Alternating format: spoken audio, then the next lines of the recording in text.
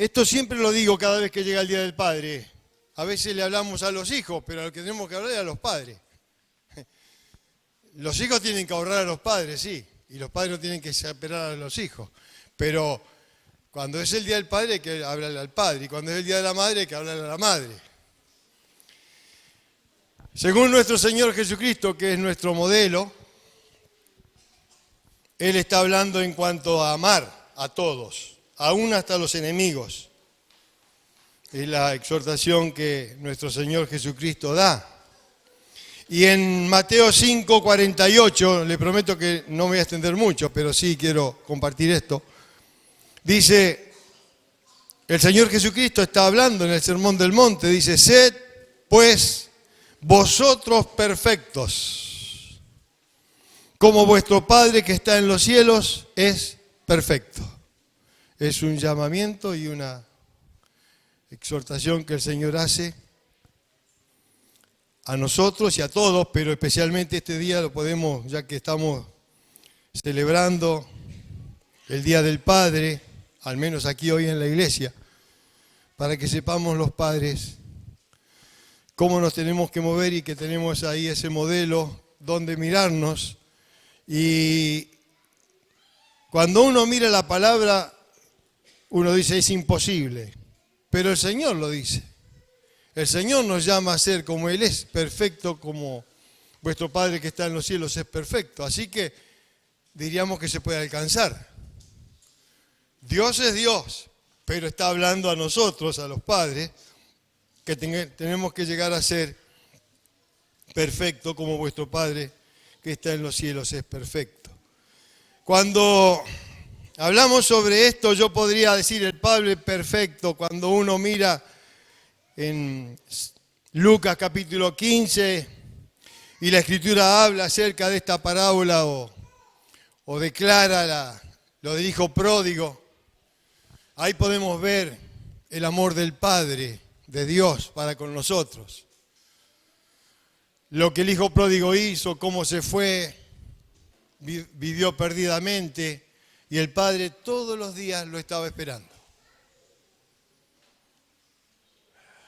Y también estaba el hijo mayor. Y cuando vuelve el hermano se enojó, ya conocemos esta historia. Y lo que nos relata la palabra, el Señor Jesucristo, es que el Padre ama a sus hijos y quieren que estén juntos y que quieren que esté en su casa. Esto es la conclusión que podemos ver en todo lo que nos habla la palabra de Dios, o mucho más.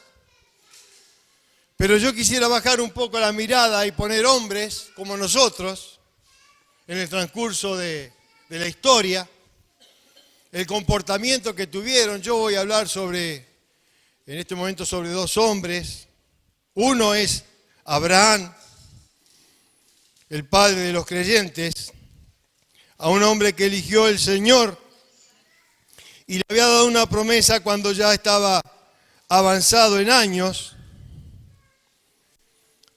Y tenía casi 99 años para que se cumpla la palabra de Dios. Y nace este hombre que es Isaac. Y la palabra dice ahí en el capítulo 21, cómo Sara se ríe, Abraham está contento, tienen ese hijo tan esperado. En ese tiempo ya había tenido un hijo Abraham, pero no era el hijo de la promesa. El Señor le había dado una palabra que le iba a dar una descendencia muy grande en su hijo, y en un momento, ustedes recordarán los que leen y si no lean la palabra, cuando en un momento Abraham le está recibiendo la palabra del Señor, vas a tener hijo dentro de un tiempo, y dice, ¿qué me vas a dar hijo? ¿Qué voy a hacer? Voy a ser padre de multitud de donaciones. Si lo único que tengo como heredero es Eliseo, ese Damaseno. Pero pasado unos cuantos años el Señor cumple con su palabra. Y Abraham es papá del hijo de la promesa. Y en un momento tan esperado era este hijo, amaban tanto a este hijo.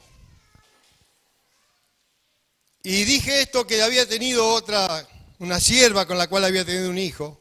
Después voy a ver otro caso también. Pero cuando uno lee la Escritura dice, pero entonces era bígamo tenía dos mujeres. Bueno, en ese tiempo era así. Estaba permitido, ya lo vamos a ver. Pero él amaba a Sara. Pero quiero aclarar algo para cualquier cosa, que si hay alguien que nunca escuchó esto o está por primera vez, cuando uno lee el Nuevo Testamento ya con nuestro Señor Jesucristo, el Verbo hecho carne enseña y la palabra nos enseña, en Timoteo y en Tito dice, el que en el obispado tiene que ser irreprensible, marido de una sola mujer, porque entonces vio como siempre lo tomamos, sí, Abraham tenía dos mujeres, entonces puedo tener dos mujeres. No. La Biblia es clarísima en cuanto a la fidelidad. Y por eso estamos orando por los matrimonios, para que haya ese amor y cada día vaya en aumento. Marido de una sola mujer. Y da otros requisitos más que el hombre de Dios tiene que tener y vivir. Así que vemos a este hombre Abraham con su hijo Isaac. Y lo que quiero que veamos en el capítulo 12, de quién era Abraham y cómo se movía Abraham. Cuando vemos en el capítulo 12 que Dios lo llamó y Abraham obedece a Dios, como tenemos que obedecerle todos los días, la palabra de Dios no puede ser quebrantada.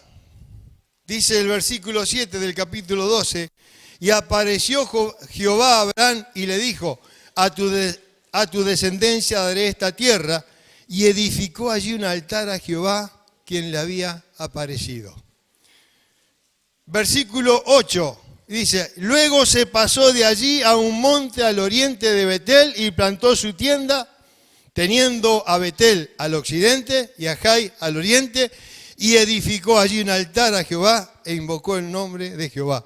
Y si uno ve el capítulo 13 y el versículo 4, vuelve al lugar primero y dice el versículo 4 del capítulo 13 que dice, al lugar del altar que había hecho allí antes se invocó allí Abraham el nombre de Jehová. ¿Qué quiero decir con esto? ¿Y qué podemos rescatar?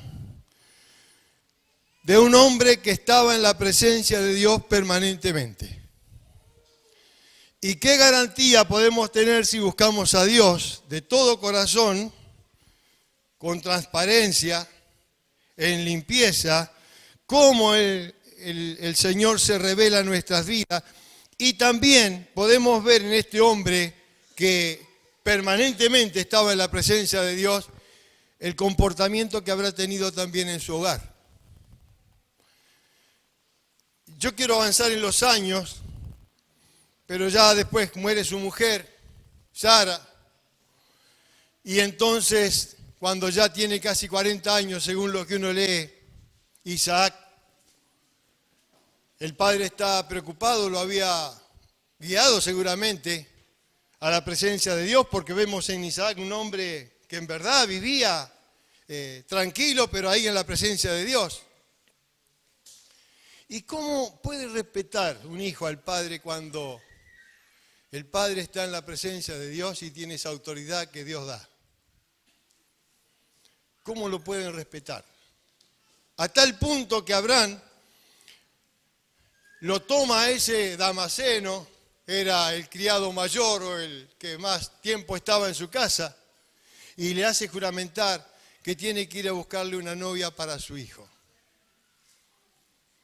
Hasta en ese detalle clamaba y oraba, seguramente a Dios. Y vemos cómo este hombre, Eliezer, sale a buscar una novia para Isaac. Y en el diálogo que tienen, le dice, Abraham, no hagas volver a mi hijo a tierra extranjera. Buscale una hija de nuestro pueblo, en otras palabras. Y entonces le dice el criado, y si no la hallo, volveré con tu hijo allá. No, mi hijo no tiene que tener mujeres extranjeras. Yo quiero que oremos para que nuestros hijos puedan saber que afuera no hay nada que pueda complacer el corazón. Este es un hombre que seguramente estaba en la presencia de Dios y clamaba por su hijo. Esto lo estoy agregando yo, pero tiene que haber orado a Dios. A tal punto que Isaac no se resiste en ningún momento. Podría decir, ¿qué me va a ir a buscar una novia? ¿Vos? ¿A mí? Y sin embargo, va Eliezer, ora a Dios, le pide de la manera que tiene que ser dada todas las cosas, y tal cual ora este siervo de Abraham, así sucede. Y ahí se encuentra con Débora, ¿digo bien? Débora era la mujer de Isaac, ¿no? Rebeca, Débora. La miré a Débora y me equivoqué. Rebeca, gracias. No, tenía que haberlo leído, Rebeca. Y la trae, la ve de lejos, ahí andaba Isaac por medio del campo, y cuando le traen a Rebeca, la ve y se deslumbra. Pero a lo que voy es cómo nosotros que somos padres tenemos que orar y clamar a Dios para que nuestros hijos sean guardados y tengan la mirada adentro y no afuera. Hay detalles, y podemos verlo en este hombre que fue fiel a Dios y pudo mantener su casa como él anhelaba y deseaba. Ahí, si no me voy a extender mucho, me voy a ir muy lejos. Pero hay otro hombre del que también quiero hablar, que dijimos vamos a bajar la mirada. En 1 de Samuel,